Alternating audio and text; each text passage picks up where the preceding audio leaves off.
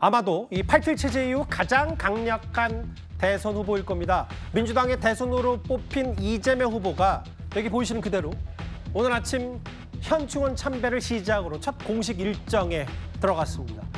그런데 이재명 후보는 애초 예정에 없었던 박태준 전 총리의 묘역도 참배를 했습니다.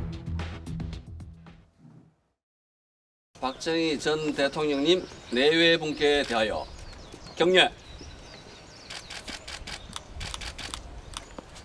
이미 돌아가신 분들을 놓고 현실적 정쟁에 빠졌던 때가 있었던 것 같습니다. 정치는 현실이고 민생을 개선하는 게 우리 정치의 가장 큰 몫이기 때문에 오늘의 저의 이런 우리 민주당 지도부의 이 행보 때문에 의구심을 갖거나 서운하게 생각하는 분들 많으실 겁니다. 이승만 초대 대통령이나 박정희 대통령에 대해서 그렇게 긍정적인 생각만 갖는 것은 전혀 아닙니다.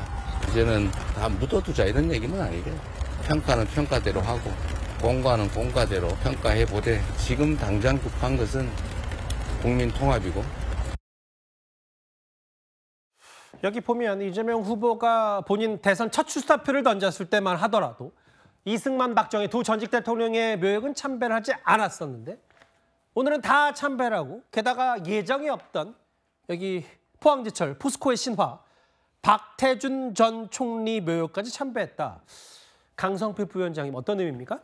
그러니까 이제 박태준 전 총리 같은 경우는 15대 대선에서 DJP 연합을 만들어내신 분입니다. 예. 그리고 그래서 김대중 전 대통령의 당선에 크게 기여를 하신 분이죠. 그래서 김대중 정부에서 국무총리를 지내신 분이기 때문에 저희 그 민주당 정부에서도 사실 많은 애정이 있는 분이시고 이제 현장에서 김민석 수석 최고위원이 제안을 했다고 합니다. 근데 이제 김민석 최고위원도 예. 사실 박태준 전 총리께서 상당히 아끼셨다고 해요. 그래서 이런 인연도 있고 여러 가지 상징성이 있고 또 보수의 대통령을 참배하고 보수 정치인들에 대해서 참배를 하는 것은 이제 이재명 후보가 민주당의 후보이지만 보수를 지지하는 이 국민들에 대한 또 예의와 존경을 보낸 그런 의미가 있지 않았나 저는 그렇게 해석합니다.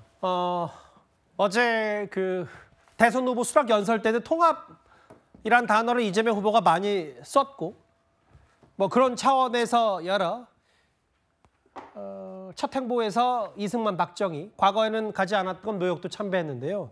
여기에 이승만 대통령, 전직 대통령의 묘역 참배와 말고도 이재명 후보는요. 보수 책사로 알려진 윤여준 전 장관을 상임선대위원장으로 영입했습니다. 국제정세나 국내 상황이나 경제 문제 복잡하고 힘들어지는 것 같은데 국가를 이끌어가는 리더십이 저렇게 흔들려서 대단하잖아요. 그래서는 이 정부가 별로 이렇게 국민의 신뢰를 받고 있는 것 같지 않아서 대표님 역할이 굉장히 크시다고 생각하죠. 윤여준 전 장관님은 평소에도 저에게 조언도 많이 해주시고 고언도 많이 해주십니다. 제가 조언도 많이 구하는 편이고요. 우리 선대위를 전체적으로 한번 맡아주십사 부탁을 드렸는데 다행히 응해 주셨습니다. 예, 구자룡 변호사님.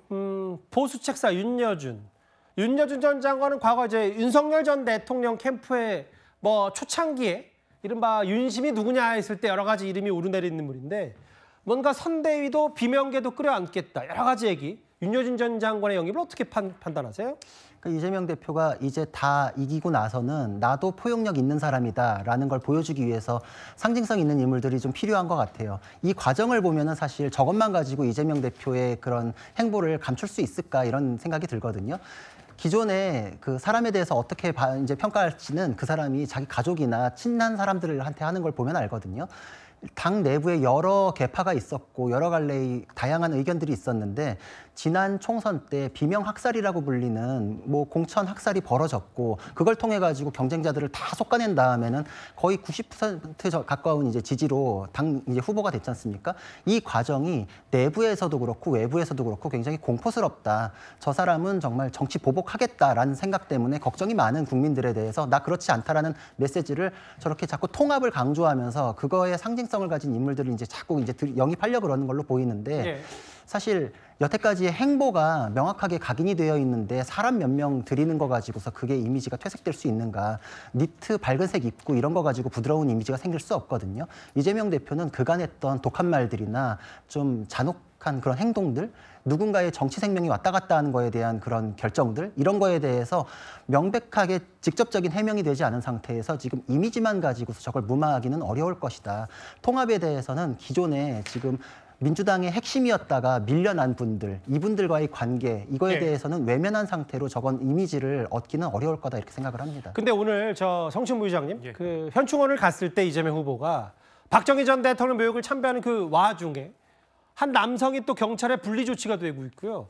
다시 좀 경호를 이재명 후보 강화할 모양인 것 같더라고요. 그렇죠. 이제 정당의 후보가 되면 이제 총리급 경호가 시작이 됩니다. 이거는 뭐 이재명 후보이기 때문에 뭐 그 특혜를 받는 것이 아니라 국민의힘 후보도 최종 1인이 선출되게 되면은 그 후보는 이재명 후보와 똑같은 총리급 경호를 받게 됩니다. 사실 이번엔 조기 대선이기 때문에 당선인 신분이 바로 당선되자마자 대통령 직무를 수행해야 되지만 사실 이 정상적인 절차를 밟았으면은 당선인 신분이 되는 순간 또 대통령급 경호를 받게 되는 그런 절차들이 다 있기 때문에 그런 절차에 맞춰서 진행되는 것이다라는 말씀을 드리고 싶고, 그리고 그 정치인으로서는 참 아쉬운 뭐 딜레마라고 할 수 있죠. 왜냐하면은 대선 후보가 된 다음에는 더더욱 스킨십이 주는 힘이 강합니다. 유권자들 입장에서는 대통령 후보를 한번 보는 것과 악수를 한번 하는 것, 그리고 포옹이라도 한번 하는 것, 이게 강화될수록 더더욱 일체감이라는 게 강해지기 때문에 정치인들은 어떻게든 유권자 한 명이라도 더 손을 잡아보려고 하는 것인데, 이런 작년에 있었던 이재명 후보에 대한 뭐 정치적 테러, 그것도 지지자들인 척 다가오다가 갑자기 테러를 한 것이었고, 배현진 의원도 테러를 당했었죠. 그리고 트럼프 대통령, 그러니까 전 세계적으로 정치인들이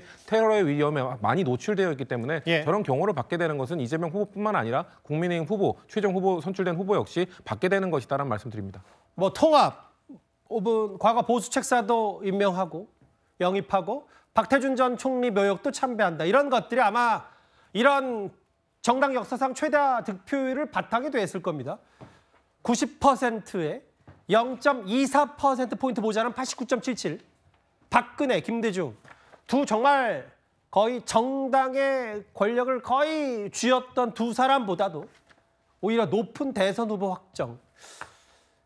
그런데 이런 거침없는 이재명 후보에게도 본인의 선거법 사건에 대한 대법원 판단은 여전히 남아 있습니다. 최근에 조희대 대법원장 중심으로 대법원이 속도전을 벌이고 있기 때문에